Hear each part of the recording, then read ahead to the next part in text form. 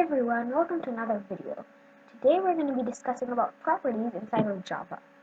So this is an update video because in my other video I don't really feel that I explained it well. So yeah, this video is going to be covering two topics, reading properties and writing properties.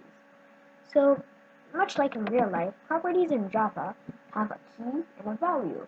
So let's say you have a game and you want to save the player's location. So then you might do player.location.x. That will be the key, and the value would be 12.3. So that's a very simple example of why you might use a property, or you might even do player.username, and for the value, you might do like dog123 or something like that.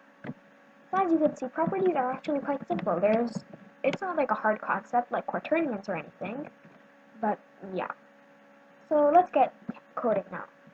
So right off the bat, we're going to declare an instance of the properties class. So properties prop equals new properties.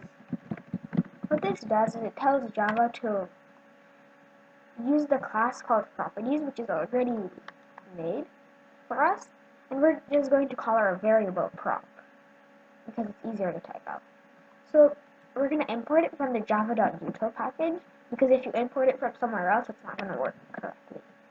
So now that we have our properties, we can basically put properties inside of it and like retrieve them back out. So prop.setProperty is going to allow us to do that. So just now we discussed about a key and a value. So let's use that example that we did. So we're going to do player.location.x, and we can put something inside of it, like let's do 14.7 or something. So now that we have an x value, we have to have a y value and a z value, or maybe just a y value. So player.location y 3.14159.265. So I've gone ahead and memorized 80 digits of pi. So I'm not going to recite them right now because obviously that would be kind of a show off, and it would just take too long. So I'm going to rename this to something that's a bit more appropriate. So pi.approximation, and yeah. So maybe we'll add in one more property. Yeah. So our property is going to be property.class name, and here we're going to enter in the class name for our property. So java.util.properties is our class name, as you can see right here. So yeah, the last one isn't necessary, it's just for fun, so you don't need to add that there. At last, now we've done all of our hard work and coded in all of our properties. Now we want somewhere to save them, because we don't want to have to type this in every single time. So you do prop.store to save it inside of a file. So the first parameter is a writer, and since we're writing to a file, we can just use a file writer. And inside of the file writer constructor, we're going to pass in a string, which basically tells us which file we're going to do. So I'm going to do stuff.properties. It doesn't have to end in .properties, but it's a good habit to make it end with that, because Eclipse can use syntax highlighting on those types of files, which is pretty cool. And as the second parameter, we have some comments that we can put in, and the comments are basically stuff in the beginning of the file. So like, this is an example comment. This is also a comment. So we're going to have to import file writer because it doesn't exist inside of the property. I mean, since it doesn't exist, since it isn't automatically imported, sorry. So, and then you're going to get a big error line. And that's because this may not work, which is why we have to surround it with try and catch. So an instance of that would be like, let's say your Java program tries to write something inside of an admin folder, which means that you have to have admin access. then you're not going to be able to make the file, so it's going to return out an error. So that's just a simple example, but there are many cases where that may not happen. So what we're going to do is we're just going to print it out, so the error can like tell what happened and like so on and so forth. So now that we've done all of this, if we hit the run button, it's going to say terminated really fast. And that's because it already executed itself. And what I just did now is I refreshed my project, which basically means that Eclipse is going to search through all of the project folders and like display any new files that we've made. So you can like right click it and hit refresh, or you can just push the F5 key when selected, which is a lot easier in my opinion. So I'm going to open up cool stuff.properties. As I promised, there is syntax highlighting here. So we have the properties that we put in backward order, which is kind of sad, but still, it's cool.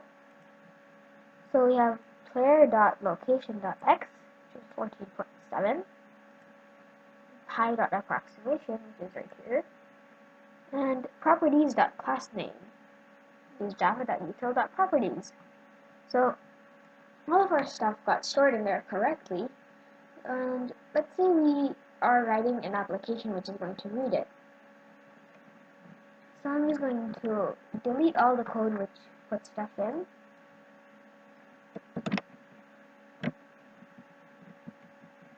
And yeah. So now that we've finished writing, we can start reading. So if the way we do it is we do prop.load, and that tells the properties thing to start reading it from a file. So it's going to accept a reader, which is a superclass of all types of readers. But since we're going to be reading from a file, we have to use a file reader. So file reader, inside of that we pass in the string of what we want. So our file is called coolstuff.properties. So I'm going to copy this. I'm going to paste it inside of here. By the way, I pushed the F2 key here, so oops.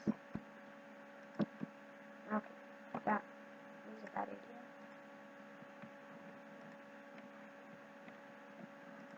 Okay. Anyway, sorry about that. Again, we're going to get an error because let's say the file doesn't exist. Like, I accidentally deleted it right there without even pushing the delete key, which is kind of weird. But anyway, I accidentally deleted it, and in that case, it would return out an error. So, since it might do that, we have to surround it with this thing called a try and catch. I mean, a try and multi-catch. So, what a try and multi-catch does is it uses a type of exception which is higher, I think, yeah, higher inside of the Java package hierarchy, which basically means that it can be used more vaguely. So yeah, that helps. It probably doesn't though. So again, we're just going to output what the error message is, so we know how to fix it. So now that we have our properties loaded in, we can try getting them, I guess. So the way we get a property is prop.getProperty. And what we did in the beginning was we did prop.getProperty and prop.setProperty, a key and a value, but this method only requires the key and it's going to return out the value. So let's get one of our keys here. So let's get player.location.x. I'm going to right click copy it. And here we're going to paste it.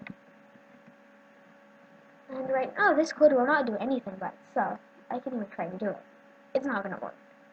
So what we do is we do string value equals prop.getProperty. And then we can just SPRS out our value, see what it is. As you can see, inside of our console, we see 14.7, which is the value. So yeah guys, you can do this with all the properties that you have.